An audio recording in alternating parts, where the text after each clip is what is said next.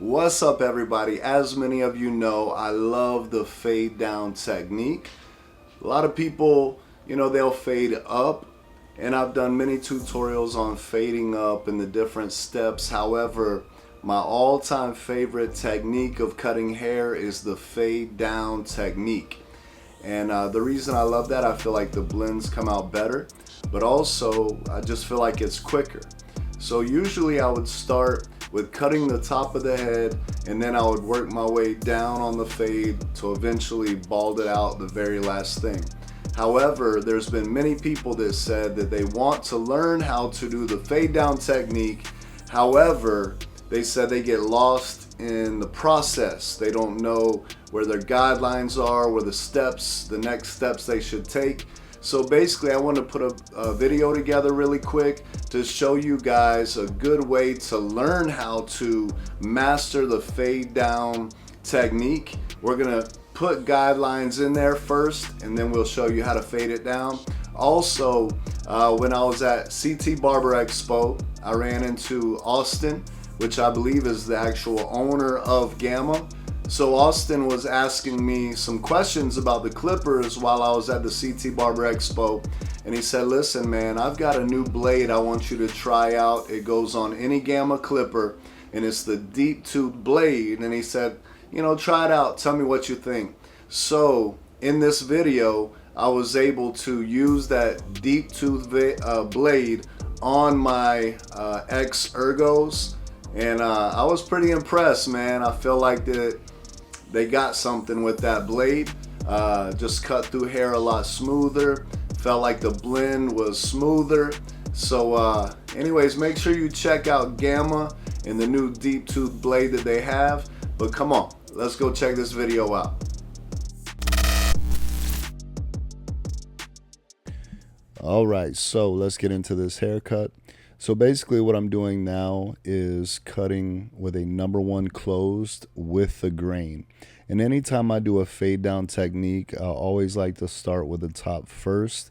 I just feel like whenever you knock the top out first and then you blend down, it just flows seamlessly together without, any issues. What I found is if I fade from the bottom up, there have been times whenever I would end up cutting the top that I would have an issue with the fade blending into the top after I cut the top.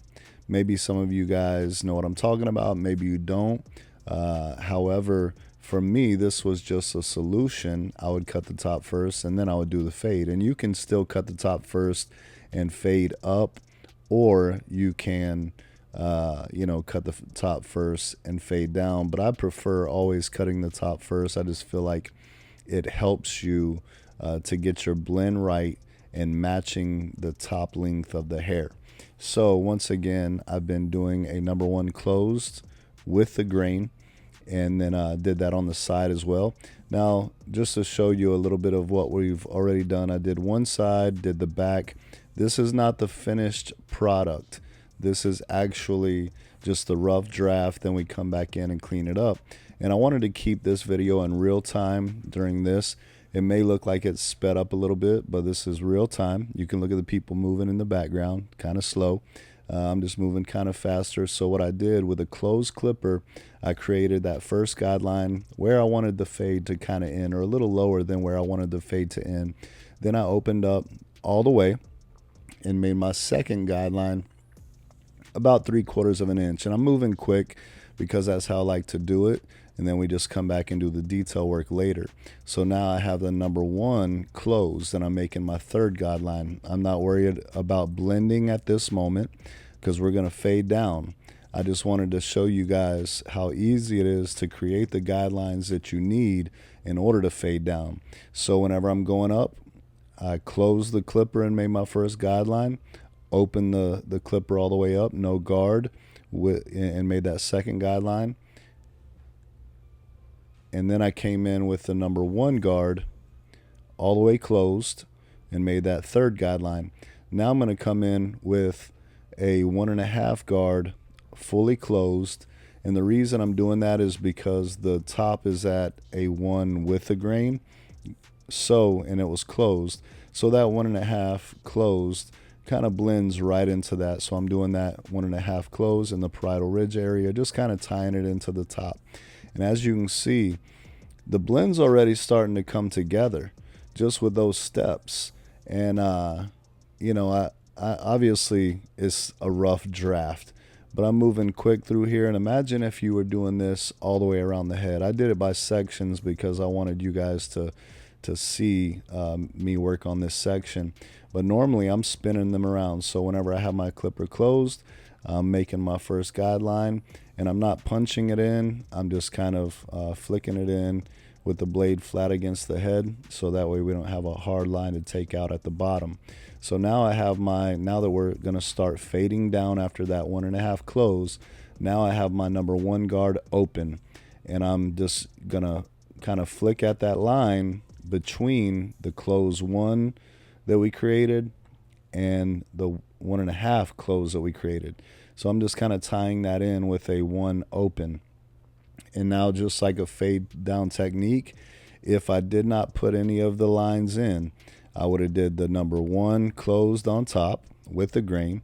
Then I would have did the 1.5 closed into the top in the parietal ridge area. Then I would have put the number 1 on fully open, and that's where I'm at right now, just blending right into that to that 1.5 close. Now I'm going to close that number 1 a little bit more, maybe all the way, and I'm just going to go ahead and drop a little bit lower than that 1 open, and I'm just going to blend into that 1 open. And what that's doing is it's kind of tying that open blade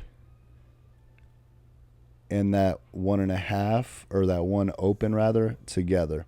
So once again, I just close it, and I'm just kind of tapping in that area a little bit lower than where I did the 1.5 or the 1 open into the 1.5. Sorry if this is confusing.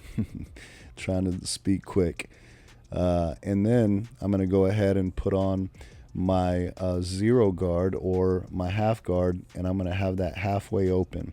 Sometimes I may have it 3/4 of the way open. I don't have it fully open or closed, but kind of like halfway or a little over halfway.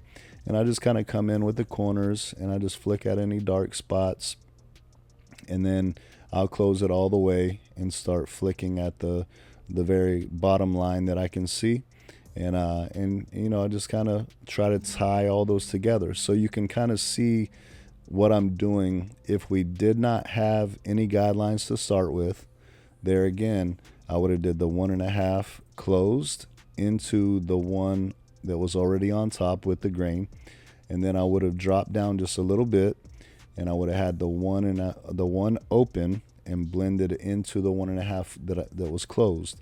And then I'll close the number 1 and drop a little bit lower and blend into that 1 open. And then I'll go ahead and drop down a little bit more, and I'll do my half guard with that halfway open, blending into that closed 1. And then I'll just close it, dropping a little bit lower, and just kind of hitting any lines and dark spots that I see. And there again, I'm not trying to make this fade perfect right now. We're just going through the process. And if you watch my videos, you already know that I like to move through the fade very quick, or as quick as I can, without patching it up, and then and just get that nice foundation. And then I'll come in, bald the bottom out, line them up, put on color enhancement, whatever I have to do. Then I like to come back once I can get a beautiful picture of the front lined up, the top cleaned up from freehand, or even styled if you're doing more straight hair.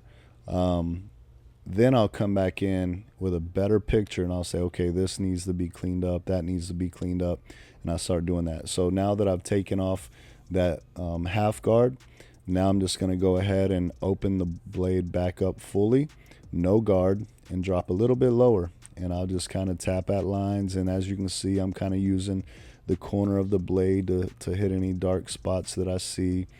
And obviously in the back there where I've faded the back, and then there's that back corner that'll need to be tied in, I'll go back and do that. However, right now I'm just focusing on the side that I'm recording. so that way you can kind of see the process that I do. And I feel like that this will really help with that fade down technique. If you just go straight up, set your your different guidelines in there, and then you go work your way down, fading all that together. So once again, I have, this is where it takes a little bit longer because you're doing more fine details. So I'm just kind of flicking around and, just trying to blend out any lines and dark spots that I see. And yeah, man, that's kind of what's going to happen. So like I said, in that back area, I'll come back and I'll tie that in. Normally, you wouldn't have to worry about that if you're just going all the way around the head. But whenever you do one side and then you do the back and then you do the other side, you got to pay attention to those corners kind of a little bit diagonal from where my thumb was pressing in on his head. So once I have a good rough draft and I feel like the blend looks decent, then I come back in, I'll bald it out and make sure we get everything nice and clean under there. Make sure that pull the ear down good and cut any hairs behind the ear. Everybody hates whenever they leave with a bald fade and have hair hiding behind their ear or a couple strands sticking out. So make sure you pull that down, get that nice and clean in there. I'll do a little touch-up work with the corner of my trimmer blade, just real lightly touching, trying to knock out any lines or dark spots. There again, I know in my mind this is a rough draft. I'm not trying to do my detail work at the moment. I'm just working on a rough draft. But if I see something that I can touch with whatever's in my hand, then I'll go ahead and do that, so that way I can save some time in the detailing process. So now, as you can see on that front lineup, his right side, our left side, is really high. And you might not be able to see that well with the angle that we're in, but that left side is really high, the one I'm working on now. So I kind of started in the middle and then I pulled it out to the left, and I'm barely hitting those hairs on the left. And that right side, our right side, comes down real low. So he has a natural slant. And now I'm just lightly hitting that right side. I'm going to keep moving it up and moving it up till I feel like it's straight. And the problem with that is, I don't want to just jump right in and knock it off thinking, okay, we're getting it straight, because I don't want the grow back to be really, really crazy. However, I do want it to be straight because some people look at it and be like, dude, your edge is crooked. So I'm just hitting a little bit at a time, pushing it back just a little bit at a time to try to match that left side. And anyways, but if it's a little crooked, that's the reason. I didn't want to push that right side up too far. But see, I come in now with the color, and being he uses color enhancement and fibers, what I did was I tried to keep the color real tight to the line on the right side. But on the left side, I actually did a little overspray on his skin, so that way that I can kind of give the illusion that line on the left side is coming down just a little bit, so we can give it a straighter look. That's just a little technique I try to use. So then we sprayed on some hairspray after the color, sprayed some fibers on, sprayed some more hairspray, and then I hit it with the blow dryer just to dry that up. And then I'll come in and hit everything with my trimmer and make sure I clean the forehead really good of any excess hair fibers or hairspray. But there again, just trying to keep it a little tighter, on this right side of that we're looking at, and then lining up the hair fibers and everything a little bit lower on the other side, just to kind of give it that illusion that is straighter than what it is. So then once I hit everything with the razor blade, there again, we ain't detailed the cut yet. We're just we did a real quick cut. Now we're going to clean up the top, so we got the line looking sharp. We put on the color enhancement hair fibers. Now we're just hitting those roach legs, they call them, and just freehanding any loose hairs, knocking those off using that Gamma Ergo. These are the Ergos, and then I also use the X Ergos, and he gave me 2 blades, so I put them on each one. And then, so some of the video I was using just the ergos, and others I was using the X ergos, both with the deep tooth blade. And I'm really feeling it, man. It's a great blade. So now I'll just come back in, and as you've seen, I was kind of free-handing some dark spots, kind of going with the grain. Now I'll come back using the corner of my blade. I'll do this for a little while, and I'll go all the way around the head and just detail little things till I feel like it looks nice and clean. I don't show the whole detailed process because of a lack of time, but I detailed it. This is the finished cut, cleaning up the back of the neck. And, you know, once the neck is all clean and the face is clean and everything's looking legit, we got to hit them with some of that aftershave. Make sure it gets that nice sting. So we'll do that in just a second. Boom.